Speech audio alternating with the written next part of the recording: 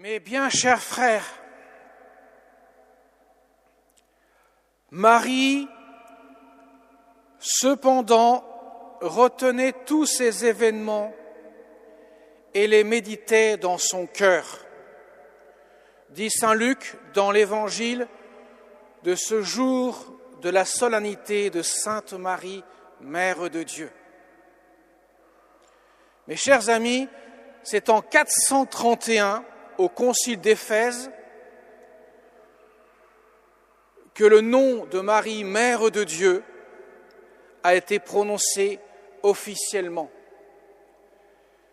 Cela venait d'une controverse qui avait été soulevée par le certain Nestorius, patriarche de Constantinople, qui refusait à Marie le titre de Théotokos en grec, qui veut dire Marie, Mère de Dieu, lui préférant le titre de Christotokos, qui veut dire Mère du Christ, ce qui n'est pas faux, mais incomplet.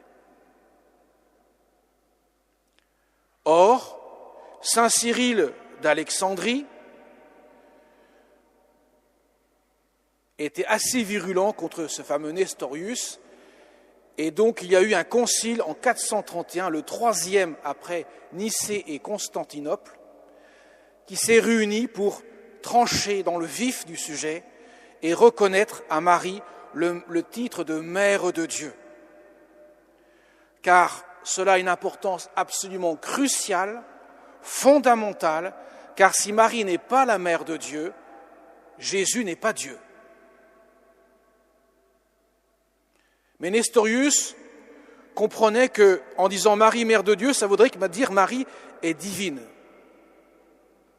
Parce qu'il ne voyait pas que le Fils de Dieu, la personne du Verbe de Dieu, avait deux natures.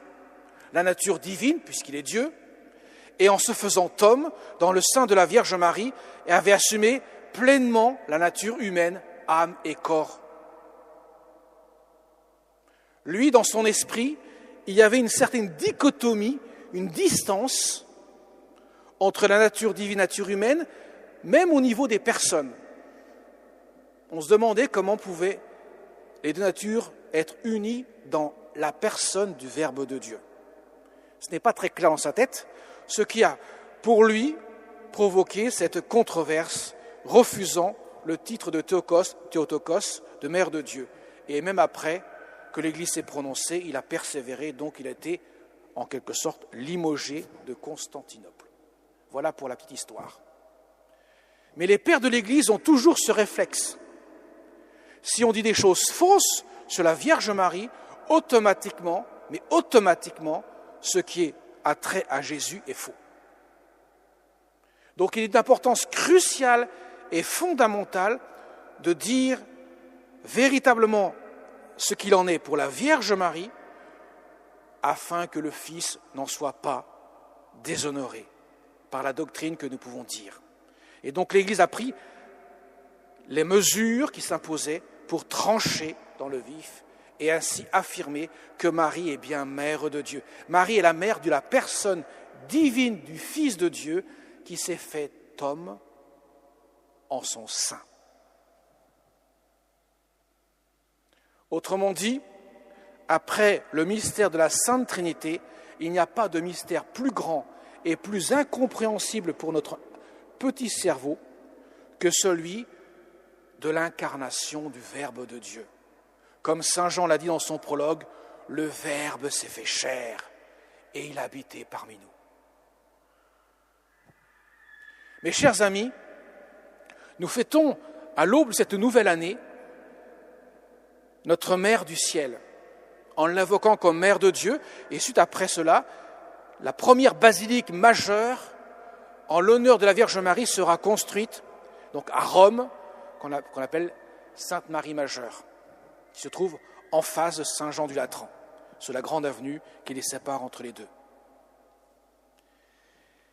Eh bien, c'est sous ce regard de la Vierge Marie que nous remettons cette nouvelle année. Parce qu'il se trouve que la Vierge Marie, non seulement a exercé ce rôle fondamental de la venue du Fils de Dieu dans l'humanité, Tout repose sur son oui. Non pas que Dieu n'aurait pas pu faire autrement, mais il a voulu délibérément passer par le oui de cette Vierge consacrée totalement à Dieu pour venir dans ce monde, dans le monde. Car de même que l'homme a dit non à Dieu et l'a entraîné dans un péché qui le conduisait de manière irrémédiable à la mort éternelle, il ne pouvait pas ne pas commencer par demander à la mère qui allait, du sein de laquelle allait s'incarner le Fils de Dieu, si elle acceptait d'être la mère du Sauveur. Il ne pouvait pas se permettre de le faire sans son oui. Car l'homme ne peut pas être sauvé sans le oui. Et cela commence par la Vierge Marie qui a accepté par le fiat, 9 mois plus tôt, que nous fêtons le 25 mars, le oui de l'incarnation, le oui de toute sa vie, le oui de toute l'humanité. En son nom, elle a dit oui pour chacun d'entre nous. Donc elle est à l'honneur aujourd'hui et nous en sommes très fiers. Nous l'honorons, nous la prions, nous la vénérons parce que tout dépend d'elle, parce que Dieu a voulu faire tout dépendre d'elle, de son oui, pour que l'humanité puisse trouver enfin le Sauveur. Et autrement dit, c'est toute l'humanité qui est derrière elle, qui secoue le pan de son manteau pour lui dire « Dis oui à Dieu, tu ne peux pas ne pas dire oui, car tout dépend de toi. » Et de plus, Dieu, dans sa bonté, a voulu nous la donner comme mère. Il ne se l'est pas réservé à lui seul. En s'adressant à elle, 33 ans plus tard, sur le bois de la croix, « Femme, voici ton fils », il nous donne de manière privilégiée sa mère. Celle qui ne peut dire que oui à Dieu, celle qui aime chacun de ses enfants, que nous sommes comme elle aime son propre fils. Elle nous aime chacun d'entre nous dans l'amour qu'elle a pour son fils.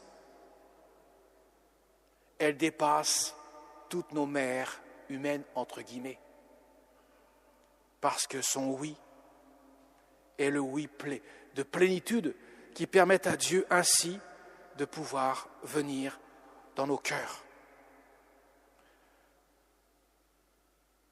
Voilà pourquoi, mes chers amis, il est si important de la prier. Et dans la foi catholique, elle est toujours mise à l'honneur, parce que nous percevons pleinement le rôle de chacun d'entre nous dans le mystère du salut, qui est forcément lié au rôle de la Vierge Marie. Si Dieu appliquait le salut de manière forcée, sans notre consentement, la Vierge Marie, son rôle serait réduit à néant. Mais comme il veut passer par notre cœur, par notre oui, par notre volonté, pour venir demeurer en nous, nous demandons à chacun d'entre nous, veux-tu m'ouvrir ton cœur pour que je puisse venir y demeurer?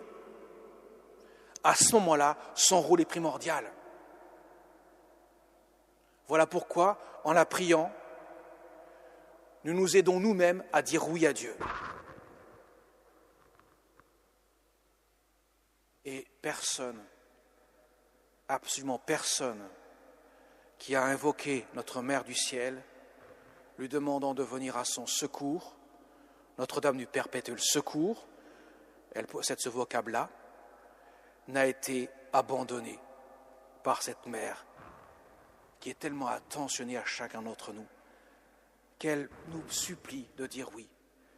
N'a-t-elle pas pleuré en 1846 devant Maximin et Mélanie sur la montagne de la Salette lorsqu'elle est venue les visiter, pleurant de toutes ses larmes pour dire « Mon fils vous donne le salut, mais vous les hommes, vous n'écoutez pas, vous n'en faites qu'à votre tête. » Suppliant ses enfants de prier pour que chacun des cœurs puisse s'ouvrir. Alors mes chers amis, demandons pour cette nouvelle année qui commence avec une actualité bien sûr qui est toujours fortement chargée de souffrances, d'épreuves de toutes sortes. Demandons pour que chacun des hommes puisse découvrir que cette mère très sainte, la mère de Dieu, qui a été aussi nommée comme mère de l'Église en 1965 par le pape Paul VI, autrement dit, la mère de l'épouse du Christ, dont nous sommes membres par le baptême, que nous puissions la solliciter sans cesse pour nous aider à dire toujours oui. Elle est là pour que notre oui soit façonné par le sien. Amen.